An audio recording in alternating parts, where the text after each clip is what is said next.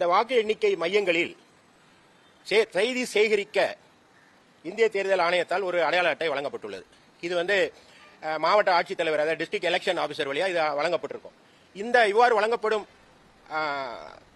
அந்த அடையாள அட்டையை திராவிட முன்னேற்ற கழகத்தைச் சேர்ந்த ஐடி விங்கை சேர்ந்தவர்கள் சிலருக்கு வழங்கப்பட்டிருப்பதாக ஒரு புகார்.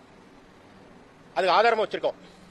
அவ்வாறு வழங்கப்பட்டது எவ்வாறு வழங்கப்பட்டிருக்கிறது என்றால், மாவட்டத்தில் இருக்கிற அந்த செய்தி மக்கள் தொடர்புத்துறை அதிகாரிகளை இன்ஃபுளுயன்ஸ் செய்து சிலருடைய பெயரை அதில் சேர்த்து அவ்வாறு வழங்கப்பட்டிருப்பதாக தெரிய வருகிறது.